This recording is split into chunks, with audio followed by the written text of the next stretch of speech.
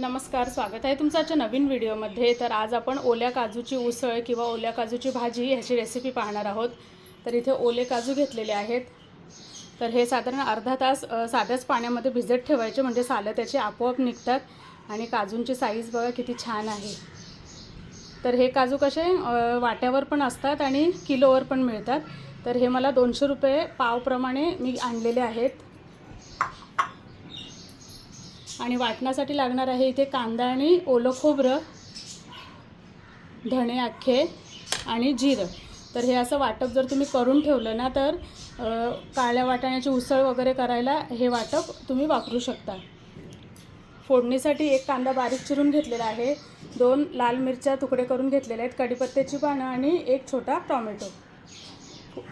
आणि मसाल्यांमध्ये लागणार आहे लाल तिखट, धणा पावडर, गरम मसाला, हळद, हिंग, जिरं, मोहरी आणि चवीप्रमाणे मीठ। फोडणीसाठी तेल। तर आधी आपण वाटण तयार करून घेऊया। आता इथे वाटण आपल्याला तेलावर मस्त असं तळून घ्यायचं आहे, कांदा आणि खोबरं। तर इथे मी अर्धा चमचा तेल घातलेला आहे।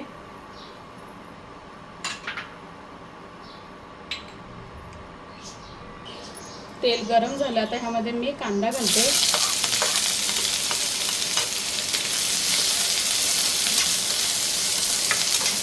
सध्या बाजारात ओले काजू यायला लागलेले आहेत, तर तुम्ही नक्की ही भाजी करून बघा। अगदी साध्या सोप्या पद्धतीने आहे आणि जास्त साहित्यही नाही लागत। कांदा थोडा मऊ झाला की मग आपण खोबरं घालणार आहोत। त्यामध्ये जिरं घालते आणि अख्खे धणे।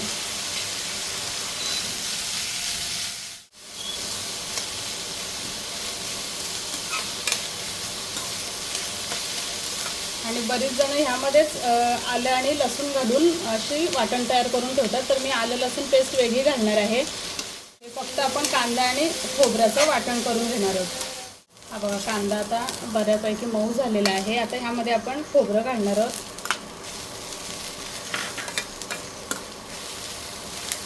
हे असं वाटण तुम्ही एकदा करून ठेवलं ना फ्रीजमध्ये, तर तुम्हाला कडधान्याच्या उसळी वगैरे जे आपण करतो ना, त्यामध्ये हे वाटण तुम्ही वापरू शकता। कांदा आणि खोबरं आता मस्त भाजून झालेलं आहे। आता मी गॅस हे बंद करते आणि हे गार झालं की आपल्याला मिक्सरमध्ये वाटून घ्यायचं आहे। आता आपण भाजी फोडणी करूया। तर इथे मी 2 चमचे तेल घातलेलं आहे। तेल गरम झालं, आता ह्यामध्ये मोहरी, जिरं, हिंग,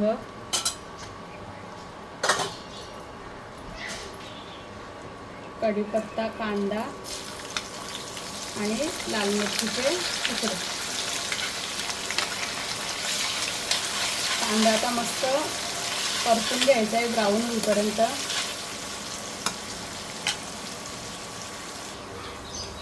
कांदा छान परतून झालेला आहे। तर साहित्यामध्ये मी आलं लसूण पेस्ट दाखवायला विसरलेली। तर आता कांदा परतल्यानंतर आपल्याला आलं लसूण पेस्ट घालायची आहे।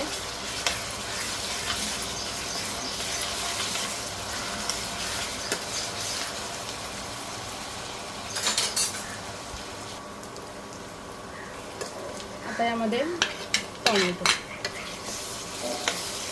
टोमॅटो थोडा मऊ होईपर्यंत शिजवायचं आहे आपल्याला आता ह्या फोडणीमध्ये।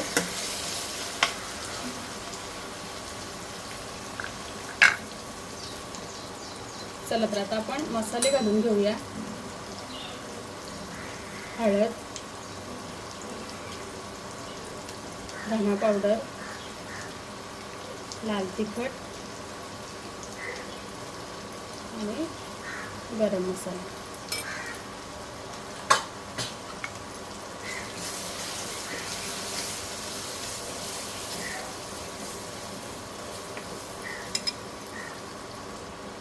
मसाले मस्त परतून झाले तेलामध्ये। आता आपण यामध्ये काजूगर घालूया।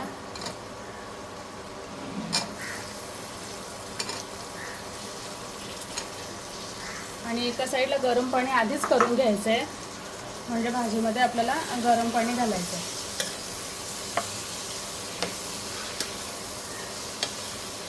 आणि भाजीला रंग बघा किती छान आला आहे.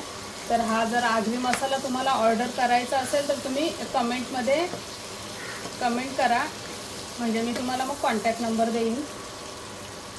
घरगुती आगरी मसाला आहे. आता भाजी शिजल्यानंतर तुम्ही रंग बघालच आणि चवीला पण तितकाच छान आहे. तर आता गरम पाणी घालून आपल्याला शिजवून घ्यायची भाजी. तर आपल्याला शिजायला जेवढं पाणी लागेल आणि तुम्हाला किती ग्रेव्ही हवी आहे तेवढं पाणी घालायचं आणि लो टू मीडियम फ्लेमवर आपल्याला भाजी झाकण ठेवून आता शिजवून घ्यायची. 8 ते 10 मिनटं होत आली आहेत. आता आपण चेक करूया.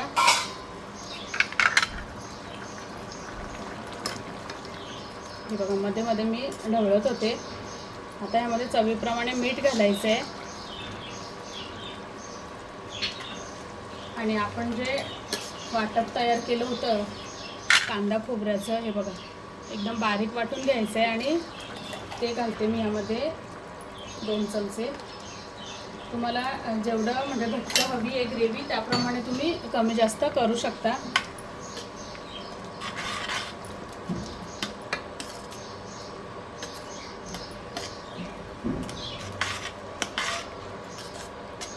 तर आता 5 मिनटं मी अजून झाकण ठेवून शिजवून घेते आणि मग ही आपली भाजी खाण्यासाठी तयार होईल.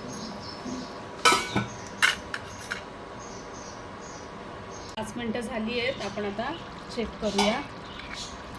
तर मला आता एवढी अशी ग्रेव्ही हवी आहे. तुम्हाला जर अजून सुकी वगैरे करायची किंवा पातळ करायची तर तसं तुम्ही ॲडजस्ट करू शकता. आणि आता पुन्हा सांगते, भाजीला रंग बघा किती छान आहे. तर मसाला ऑर्डर करायचा असेल तर नक्की कमेंट करा. आता वरून कोथिंबीर घालते आणि आपली ओल्या काजूची उसळ भाजी तयार आहे. एकदम साध्या सोप्या पद्धतीने चमचमीत अशी काजूची भाजी तयार आहे. कशी वाटली रेसिपी कमेंटमध्ये कळवा आणि चॅनलवरती नवीन असाल तर सबस्क्राईब करा. धन्यवाद.